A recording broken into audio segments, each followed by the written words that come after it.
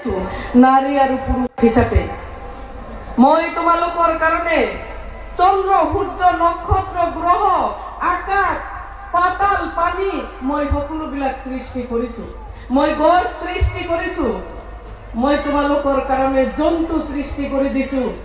যিবিলাক গছৰ পৰা তোমালোকে সুস্বাদু ফল ভক্ষণ কৰিব পাৰা আৰু কিছুমান গছ তোমালোকে সাত জিৰণি ল'ব পাৰা আৰু নিজৰ প্ৰয়োজনত তোমালোকে সেই গছবিলাক ব্যৱহাৰ কৰিব পাৰা আজি জন্তু জানোৱাৰ তোমালোকৰ কাৰণে জন্তুবিলাক আজি সৃষ্টি কৰি দিছো কিছু জন্তু জানোৱাৰ তোমালোকে সেইবিলাকক বাহক হিচাপে ব্যৱহাৰ কৰিব পাৰা আৰু কিছুমানৰ সুস্বাদু গাখীৰ খাই পেলাই তোমালোকে জীয়াই থাকিব পাৰা তাৰ পিছত মই মহান ৰাব্বুল আলামিন মোক তোমালোকে স্বীকাৰ নকৰিবা এই প্ৰশ্নটো কোৰআনত বাৰে বাৰে কৰিছে আজি আমাৰ এই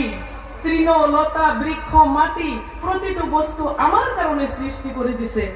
আমি ৰাস্তা ঘাট স্কুল কলেজ আমাৰ এই গাড়ী ঘোড়া ইত্যাদি বস্তুবোৰ কাৰ কাৰণে সৃষ্টি হৈছে একমাত্ৰ মানুহৰ কাৰণে সৃষ্টি হৈছে গতিকে আমি এই কলেজখনৰ জৰিয়তে যি আজি জেনাৰেল শিক্ষাৰ লগে লগে আজি যি কোৰআনৰ শিক্ষা পাইছে বাৰুকৈ প্ৰয়োজন আছে কোৰআনটোক যদি আমি স্পষ্টভাৱে ভালকে অৰ্থ সহকাৰে আমি অধ্যয়ন কৰো তেতিয়া হলে আমাৰ সমাজখনত কোনো বিশৃংখলতাই দেখা নিদিব কোনো বিশৃংখল কাম কোনেও নকৰিব হিংসা বিদ্বেষ কোনেও নকৰি পেলাই ইজনে সিজনৰ লগত ভাতৃত্বৰ বান্ধোনেৰে আগবাঢ়ি গৈ সমাজখন শান্তিৰে প্ৰতিষ্ঠিত কৰি তেওঁলোকে আগন্তুক দিনত আগবাঢ়ি যাব গতিকে আহক আমি কোৰআনৰ শিক্ষা লাভ কৰো আহক আমি কোৰআনখন অৰ্থ সহকাৰে পঢ়ো আমি যেটো ধৰ্মৰ পৰা নিজকে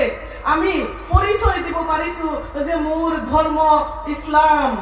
মই জাতিত মুছলমান মোৰ ধৰ্ম পুথি কোৰআন আৰু মোৰ সেই উপাসনাৰ জায়গাটো হৈছে মছজিদ আৰু এই অনুষ্ঠানখনে আজি এৰাবিক কলেজ ৰূপে আজি ইয়াতে যি গঢ় লৈ উঠিছে হাজাৰজন আলেম ইয়াৰ পৰা সৃষ্টি হৈছে আজি ইয়াৰ পৰা হাজাৰজন মানুহে এলেম শিক্ষা গ্ৰহণ কৰি পেলাই এলেমৰ অৰ্থই হৈছে শ্ৰেষ্ঠ এডুকেশ্যন গতিকে ইয়াৰ পৰা আপোনালোকে যি এলেমত্ব গ্ৰহণ কৰি পেলাই আপোনালোকে নিজৰ নিজৰ জায়গাত গৈ পেলাই ঠাইত গৈ পেলাই নিজৰ সেই এডুকেশ্যন বিলাক বিলাইছে আজি যিজন মানুহে ইয়াতে যাৰ প্ৰচেষ্টাত হৈছিল চালাফিয়া ডাঙৰীয়া শ্ৰদ্ধাৰ ব্যক্তি মোৰ সেই ব্যক্তিজনৰ মৃত্যুৰ পিছতো আজি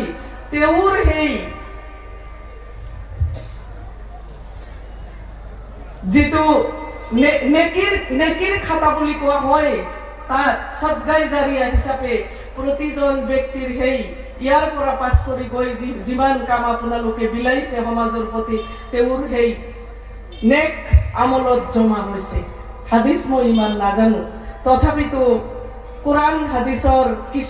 কিছু বস্তু যেতিয়াই মই সময় পাওঁ মই তেতিয়াই ষ্টাডি কৰো তেতিয়াই পঢ়িব কাৰণে মই বহু সমাজত সকলো কাম কৰিবৰ কাৰণে আজি আমাৰ